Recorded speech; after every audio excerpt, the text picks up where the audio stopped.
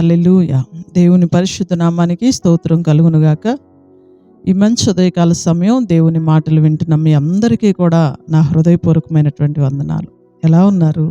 మీరు, మీ కుటుంబాలు, మీ బిడ్డలు క్షేమంగా ఉన్నారా?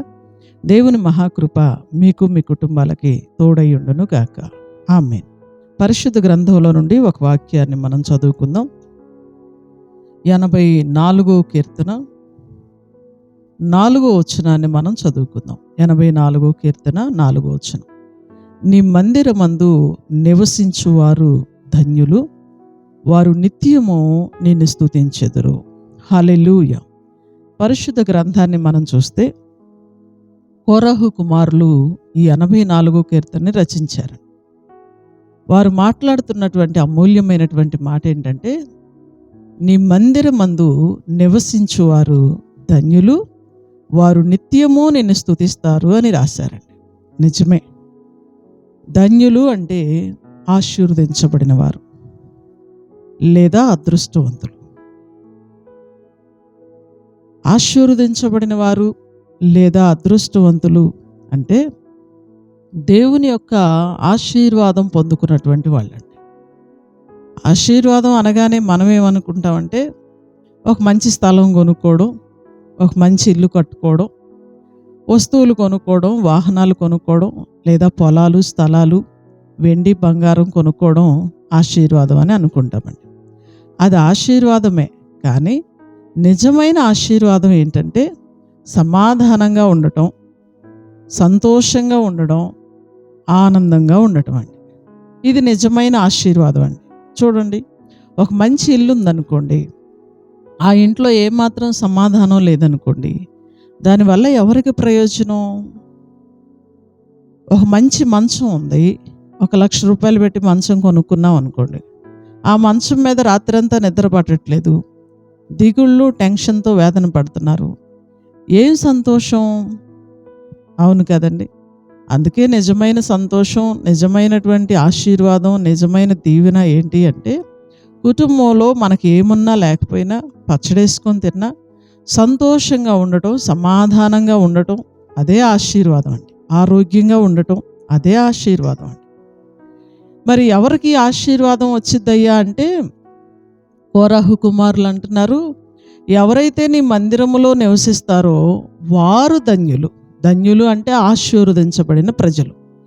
దేవుని మందిరములో నివసించే వ్యక్తులు ఆశీర్వాదకరంగా ఉంటారు, సమాధానకరంగా ఉంటారు, దీవెనకరంగా ఉంటారు. వారి జీవితాల్లో ఆనంద సంతోషాలు ఏలుబడి చేస్తాయండి. దేవుని మందిరంలో ఏ వ్యక్తి అయితే నివసిస్తారో వాళ్ళు చాలా ఆనందంగా, సంతోషంగా గడపగలుగుతారు. మీరు అడగొచ్చు, చాలామంది మందిరాల్లోనే ఉంటున్నారమ్మా, కానీ చాలామందికి ఆనందం లేదు కదా, చాలామందికి సంతోషం లేదు కదా, ఈ ఆశీర్వాదం లేదు కదా అని మీరు అడగొచ్చు. మందిరంలో ఉండటం కాదు, కానీ మందిరంలో ఉండే వ్యక్తులు దేవునికి నచ్చేటట్లు బ్రతకాలండి, దేవుడు మెచ్చుకునేటట్లు బ్రతకాలండి. అప్పుడు దేవుడు ఆ వ్యక్తులను ఆశీర్వదిస్తాడు, దీవిస్తాడు, వారిని అదృష్టవంతులుగా దేవుడు చేస్తాడు. చూడండి, బైబిల్ గ్రంథంలో మరొక వ్యక్తిని కూడా మనం చూస్తే 23వ కీర్తనలో దావీదు గారు రాస్తూ కూడా ఈ మాటని చాలా అమూల్యంగా రాసుకున్నాడండి. ఆయన కూడా 23వ కీర్తన మనం చూస్తే 6వ వచనంలో, నేను బ్రతుకు దినములన్నీ కృపాక్షేమములే నా వెంట వచ్చును, చిరకాలము యెహోవా మందిరములో నేను నివాసము చేసేదను. హల్లెలూయా. దావీదు భక్తుడు అంటున్నాడు, నేను బ్రతుకు దినాలన్నీ కృపాక్షేమములే నా వెంట వస్తాయి, నేను చిరకాలం యెహోవా మందిరములో నేను నివాసము చేస్తాను అని. అంటే దేవుని మందిరములో ఏ వ్యక్తి అయితే నివసిస్తారో వాళ్ళు ధన్యులుగా ఉంటారు, ఆశీర్వదించబడిన ప్రజలుగా ఉంటారండి. దావీదు భక్తుడు 23వ కీర్తనని రాస్తూ, నేను చిరకాలం యెహోవా మందిరంలో నివాసం చేస్తాను. నివాసం చేయటం అంటే ఇంకా ఆయనతోనే ఉండటం, దేవునితోనే సహవాసం చేయటం, దేవున్నే హత్తుకోవటం, దేవుని మీదే ఆధారపడటం, ఆయన వాక్యానుసారంగా జీవించడం అండి. మందిరంలో ఉండటం అంటే ఇక పగలు రాత్రి వెళ్ళి మందిరంలోనే పడుకోవటం, ఉండటం అని కాదండి. దేవునికి నచ్చేటట్లు బ్రతకడం. దేవునికి ఇష్టమైనట్టు బ్రతకడం అండి. దావీదు భక్తుడు అంటున్నాడు, నేను చిరకాలము యెహోవా మందిరములో నివాసం చేస్తాను. అంటే నేను బ్రతికున్నంత కాలం, చిరకాలం, నా ఆయుష్కాలం అంతా కూడా నా దేవుని మందిరంలోనే నేను నివాసం చేస్తాను అంటున్నాడు. అంటే దేవుణ్ణి ఆయన ఎంతగా ప్రేమిస్తున్నాడు, ఎంతగా ఆరాధన చేస్తున్నాడు, ఎందుకు ఆయన దేవుణ్ణి అంత సంతోష పెడుతున్నాడు, దేవునితోనే ఉండటానికి ఇష్టపడుతున్నాడంటే దేవుడు తన జీవితంలో చేసిన మేళ్ళును జ్ఞాపకం చేసుకున్నాడు.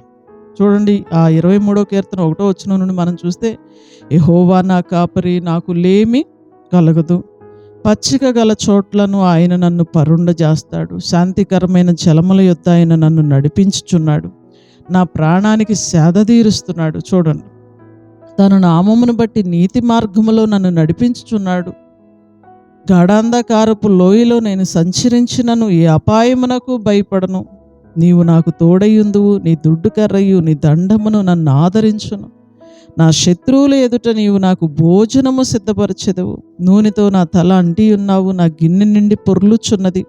నేను బ్రతుకు దినములన్నీ కృపాక్షేమములే నా వెంట వచ్చును. హల్లెలూయా. చూడండి ఎంత మంచిగా రాసుకున్నాడు. దేవుడు నాకు కాపరిగా ఉన్నాడు. పచ్చిక గల చోట్ల ఆయన నన్ను పరుండజేశాడు. శాంతికరమైన జలముల్లో ఆయన నన్ను నడిపించాడు. శత్రువులు ఎదుట నాకు మంచి భోజనం సిద్ధం చేశాడు. చూడండి, అమూల్యమైనటువంటి మాటలు. దేవుడు మన జీవితాల్లో ఎన్ని కార్యాలు చేశాడు, ఏం చేశాడు, ఆయన ఎలా మనకు తోడై ఉన్నాడో, శత్రువులు ఎదుట ఆయన మనల్ని ఎలా పట్టించుకుంటున్నాడో, ఆయన మనకు ఎలా సహాయం చేస్తున్నాడో గనక గుర్తు చేసుకుంటే దేవుని మందిరాన్ని విడిచిపెట్టమని.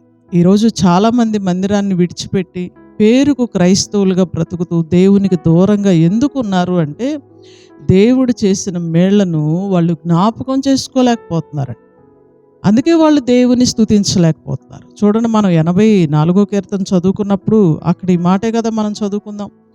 నీ మందిరమందు నివసించు వారు ధన్యులు, వారు నిత్యము నిన్ను స్తుతిస్తారు. దేవుని మందిరంలో నివసించే వాళ్ళండి, దేవుని చేత ఆశీర్వదించబడిన ప్రజలు, అదృష్టవంతులుగా మారినటువంటి ప్రజలు ఏం చేస్తారయ్యా అంటే దేవుణ్ణి స్తుతిస్తారు.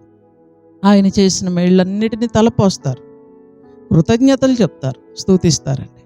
ఈ ఉదయకాల సమయం దేవుని మాటలు వింటున్న ప్రియ సహోదరుడా, నువ్వు దేవుని మందిరంలో ఉండటానికి ఇష్టపడుతూ ఉన్నావా?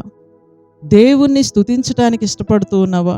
దేవుడు నీ జీవితంలో ఈ 2025 సంవత్సరం అంతా ఎన్నో మేలులు చేశాడు. ఎన్నో ప్రమాదాల నుండి ఆయన నిన్ను తప్పించాడు. ఎంతో నెమ్మదిని, శాంతిని, సమాధానాన్ని ప్రభు నీకు ఇచ్చాడు. వాటన్నిటినీ తలపోసుకొని ఈ చివరి 3 రోజులైనా ప్రభు పాదాలు పట్టుకొని, నేను పాపినయ్యా, చాలాసార్లు నిన్ను దుఃఖపెట్టాను, నిన్ను స్తుతించలేకపోయాను, నన్ను క్షమించయ్యా అని గనక పశ్చాత్తాపంతో ఈ చివరి 3 దినాలైనా నువ్వు సరిచేసుకొని ప్రార్థన చేసి మందిరంలో నువ్వు నివసింపగలిగితే ఖచ్చితంగా దేవుడు 2026 సంవత్సరం నీకు దీవెనకరంగా మారుస్తాడు, ఆశీర్వాదకరంగా మారుస్తాడు. నీ జీవితంలో వేటినైతే నువ్వు నష్టపోయావో వాటన్నిటిని తిరిగి ప్రభు మరలా నీకు సహాయం చేస్తాడు, నిన్ను ఆశీర్వదిస్తాడు. దేవుని మందిరంలో నీ ఉంటే, దేవుణ్ణి స్తుతించే వ్యక్తిగా గనక నీ ఉండగలిగితే ఖచ్చితంగా నేను ఆరాధిస్తున్న నా ప్రభు అయిన యేసుక్రీస్తు ప్రభువారు నిన్ను దీవిస్తాడు, ఆశీర్వదిస్తాడు, ఈ జీవితంలో గొప్ప కార్యాలు చేస్తాడు. God bless you. ప్రార్థన చేసుకుందాం. పరిశుద్ధుడైన తండ్రి, ప్రేమమయుడైన మా యేసయ్య, మీ ఘనమైన శ్రేష్టమైన నామానికి వందనాలు, స్తోత్రాలు, స్తుతులు చెల్లిస్తూ ఉన్నాం. ఈ మంచి ఉదయకాల సమయం ఎన్నో అమూల్యమైన మాటల ద్వారా మీరు మాతో మాట్లాడినందుకు వందనాలు. నీ మందిరమందు నివసించు వారు ధన్యులు, వారు నిత్యము నిన్ను స్తుతిస్తారు అని కొరాహు కుమారులు అన్నట్లుగా నీ మందిరంలో ఉండి నిన్ను స్తుతించే వ్యక్తులుగా మేము ఉండటానికి సహాయం చేయండి. గత కాలంలో మీరు మా జీవితాల్లో చేసిన ప్రతి మేలుని మేము జ్ఞాపకం చేసుకొని కృతజ్ఞతాస్తుతులు చెల్లిస్తూ నీ నామాన్ని ఘనపరుస్తూ కృతజ్ఞులమై బ్రతకడానికి సహాయం చేయండి. మైక్ శబ్దంలో ఎంతమంది బిడ్డలు నీ మాటలు అంగీకరిస్తున్నారో వారిని, వారి కుటుంబాలని యేసుక్రీస్తు వారి శ్రేష్టమైన నామంలో దీవిస్తూ ఉన్నాం. ఈ రోజంతా నాయన నీ మాటలు వింటున్న ప్రతి బిడ్డని, వారి కుటుంబాలను దీవించండి. ఉద్యోగాలకి, డ్యూటీలకు వెళ్తున్న బిడ్డలందరినీ కాపాడండి. కూలి పనులకు వెళ్తున్న బిడ్డలను మీరు కాపాడండి. కాలేజీలకి, స్కూళ్ళకి వెళ్తున్న పిల్లలందరినీ కాపాడండి నాయన. ఏ కుటుంబంలో ఎలాంటి సమస్యలు లేకుండా మీరు సహాయం చేయండి. పాడి పంటలు, పశువులు కలిగిన వారిని దీవించండి. మంచి వ్యాపారాలు చేస్తున్న వాళ్ళందరినీ కూడా ఆశీర్వదించండి. ఉదయకాలపు దీవెనలు, ఆశీర్వాదాలు నీ మాటలు వింటున్న ప్రతి బిడ్డకి మాకు మీరు అనుగ్రహించమని నజరేయుడును శక్తి కలిగిన యేసుక్రీస్తు వారి అతి శ్రేష్టమైన నామములో ఈ ప్రార్థన మనవులు అడిగి వేడుకొంచున్నాము తండ్రి. ఆమేన్. హల్లెలూయా. గాడ్ బ్లెస్ యూ అండి. దేవుడు మిమ్మల్ని దీవించునుగాక. అందరికి వందనాలు. తిరిగి రేపు ఉదయకాల సమయం ఇదే సమయానికి మరలా మనం కలుసుకుందాం. దేవుని మహాకృప మీకు తోడై ఉండును గాక. ఆమేన్. Praise lord.